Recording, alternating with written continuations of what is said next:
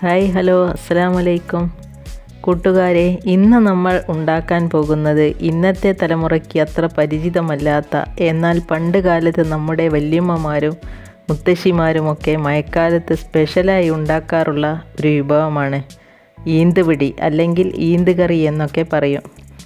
ഈന്തുപിടിയും ബീഫും വെച്ചാണ് നമ്മളിതുണ്ടാക്കുന്നത്. ഈന്തും ചിക്കനും വെച്ചായാലും നല്ല ടേസ്റ്റ് ആയിരിക്കും. ഒരുപാട് ഔഷധ ഗുണമുള്ള ഒന്നുകൂടിയാണിത്. അപ്പോൾ സമയം വൈകാതെ നമുക്ക് വീഡിയോയിലേക്ക് പോകാം. ആദ്യം നമുക്ക് ബീഫ് വേവിച്ചെടുക്കാം. ഒരു കുക്കറിലേക്ക് കഴുകി വൃത്തിയാക്കി വെച്ച ബീഫ് ഇട്ട് കൊടുക്കാം. ഞാൻ എടുത്തിട്ടുള്ളത് 3/4 കിലോ ബീഫാണ്. ഇനി ഇതിലേക്ക് 1/2 ടീസ്പൂൺ മഞ്ഞൾപ്പൊടി, 1 ടീസ്പൂൺ മല്ലിപ്പൊടി, 1/2 ടീസ്പൂൺ കുരുമുളക് പൊടി, 1/2 ടീസ്പൂൺ മുളക് പൊടി, ആവശ്യത്തിന് ഉപ്പ്, 1/4 ടീസ്പൂൺ ഉലുവ എന്നിവ ചേർത്ത് കൊടുക്കാം. ശേഷം ഇതിലേക്ക് 1 കപ്പ് വെള്ളവും കൂടി ഒഴിച്ച് ഇളക്കി കൊടുക്കുക.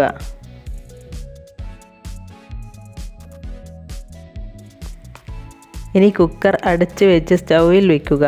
1 വിസിൽ വരുന്നത് വരെ ഹൈ ഫ്ലെയിമിലും പിന്നീട് 5-6 വിസിൽ വരുന്നത് വരെ മീഡിയം ഫ്ലെയിമിലും ആക്കി വെക്കാൻ ശ്രദ്ധിക്കുക. ഇനി ഇത് വേവട്ടെ. അപ്പോഴേക്കും നമുക്ക് ഈന്തുപൊടി കുഴച്ചെടുക്കാം. അതിനായി ഞാൻ 2 കപ്പ് ഈന്തുപൊടിയാണ് എടുത്തിട്ടുള്ളത്. അത് നമുക്കൊരു പാത്രത്തിലേക്ക് ഇട്ട് കൊടുക്കാം. ഇതിലേക്ക് ഒരല്പം ഉപ്പ് കൂടി ചേർത്ത് കൊടുക്കാം. ഇനി ഇത് കുഴച്ചെടുക്കാൻ ആവശ്യമായ തിളച്ച വെള്ളം ഒഴിച്ചു കൊടുക്കാം.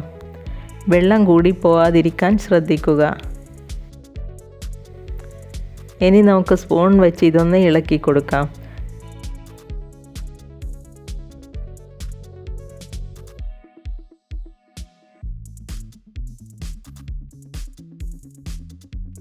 ചൂട് കുറഞ്ഞതിന് ശേഷം കൈവച്ച് നല്ലപോലെ കുഴച്ച് ഒരു ഉരുളയാക്കുക. ചപ്പാത്തിക്ക് കുഴക്കുന്ന പരുവത്തിലാക്കിയെടുക്കുക.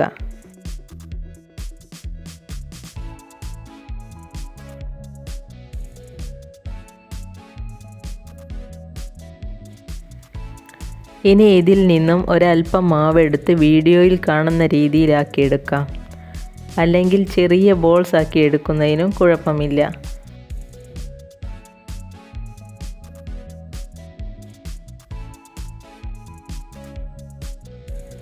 ഇതാ മുഴുവൻ മാവും ഈ ഒരു ഷേപ്പിലാക്കി മാറ്റിയിട്ടുണ്ട്. ശേഷം നമുക്ക് ഇതൊന്ന് വേവിച്ചെടുക്കാം. അതിനുവേണ്ടി ഒരു പാത്രത്തിൽ ഇത് വേവിക്കാൻ ആവശ്യമായ വെള്ളം തിളപ്പിക്കുക. അതിലേക്ക് ഒരല്പം ഉപ്പ് കൂടി ഇട്ട് കൊടുക്കുക. ഇനി നമുക്ക് പിടിയാക്കി വെച്ച ഈന്ത് ഇതിലേക്ക് ഇട്ട് കൊടുക്കാം. 3-4 മിനിറ്റ് നന്നായി തിളച്ചതിന് ശേഷം ഇത് ഊറ്റിയെടുക്കുക. അതിൻ്റെ മുകളിലൂടെ അല്പം പച്ചവെള്ളം ഒഴിച്ച് ഒന്ന് കഴുകിയെടുക്കാം. ഒട്ടിപ്പിടിക്കാതിരിക്കാനാണ് ഇങ്ങനെ ചെയ്യുന്നത്.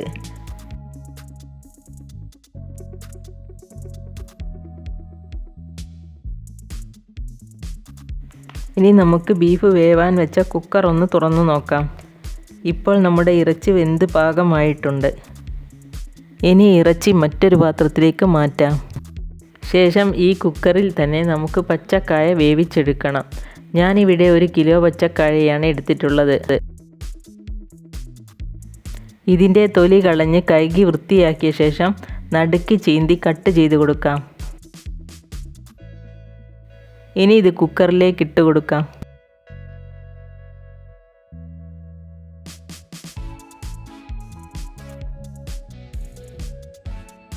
ഇനി ഇതിലേക്ക് 5 പച്ചമുളക് നീളത്തിൽ കീറിയതും 1 ടീസ്പൂൺ ഇഞ്ചി ചതച്ചതും 1 ടീസ്പൂൺ വെളുത്തുള്ളി ചതച്ചതും 1 സവാളയുടെ പകുതി ചെറുതായി അരിഞ്ഞതും ചേർത്ത് കൊടുക്കാം.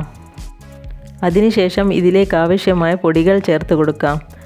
2.5 ടേബിൾ സ്പൂൺ മല്ലിപ്പൊടി, 1/2 ടീസ്പൂൺ മഞ്ഞൾപ്പൊടി, 1/2 ടീസ്പൂൺ മുളക് പൊടി, ആവശ്യത്തിന് ഉപ്പ് എന്നിവ ചേർത്ത് ഇളക്കി കൊടുക്കാം. ശേഷം ഇതിലേക്ക് 2 കപ്പ് വെള്ളം കൂടി ഒഴിച്ച് ഇളക്കി കൊടുക്കാം.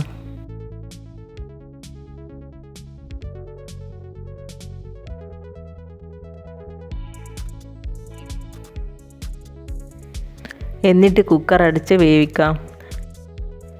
ഹൈ ഫ്ലെയിമിൽ ഒരു വിസിലും മീഡിയം ഫ്ലെയിമിൽ 2-3 വിസിലും വരുന്നത് വരെയും വേവിക്കാം.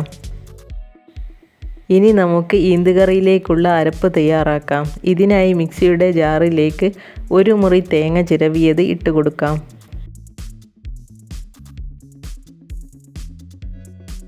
ശേഷം 4-5 ചെറിയുള്ളി തൊലി കളഞ്ഞതും 1 ടീസ്പൂൺ വലിയ ജീരകവും അരക്കാൻ ആവശ്യമായ വെള്ളവും ചേർത്ത് കൊടുക്കാം. ഇനി ഇതൊന്ന് അരച്ചെടുക്കാം.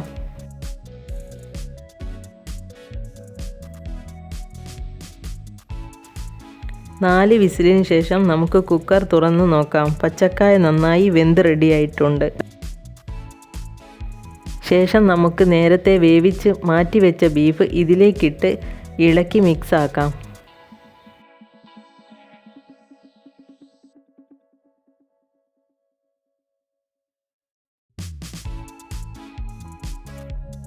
ഇതിലേക്ക് 1/2 ടീസ്പൂൺ ഗരം മസാല ഇട്ട് കൊടുക്കാം. ഗരം മസാലയുടെ ഫ്ലേവർ നഷ്ടപ്പെടാതിരിക്കാനാണ് ഈ സമയത്ത് ചേർത്ത് കൊടുക്കുന്നത്.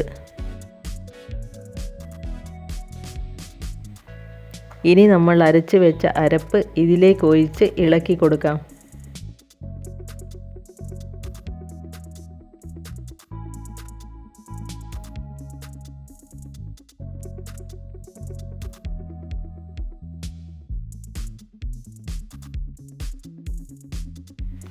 അതിനുശേഷം പ്രധാന ചേരുവയായ ഈന്തുപിടി കറിയിലേക്കിട്ട് ഇളക്കി യോജിപ്പിക്കുക.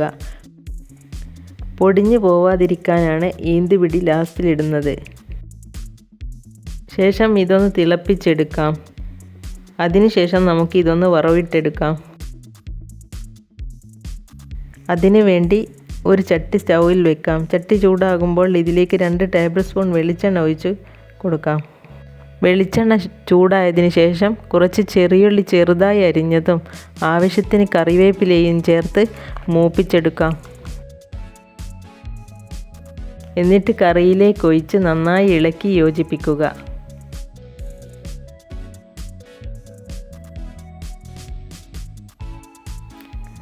ഇതാ നമ്മുടെ പെർഫെക്റ്റ് നാടൻ ഈന്തുകറി ഇവിടെ റെഡി ആയിട്ടുണ്ട്. നിങ്ങൾക്ക് ഈന്ത് കിട്ടിയാൽ ഇതുപോലെയൊന്ന് ചെയ്തു നോക്കാൻ ശ്രമിക്കണേ. വീഡിയോ ഇഷ്ടപ്പെട്ടാൽ ലൈക്ക് ചെയ്യാനും ഷെയർ ചെയ്യാനും ചാനൽ സബ്സ്ക്രൈബ് ചെയ്യാനും മറക്കരുത്. ഇൻഷാ അല്ലാഹ് അടുത്ത വീഡിയോയിൽ വീണ്ടും വരാം.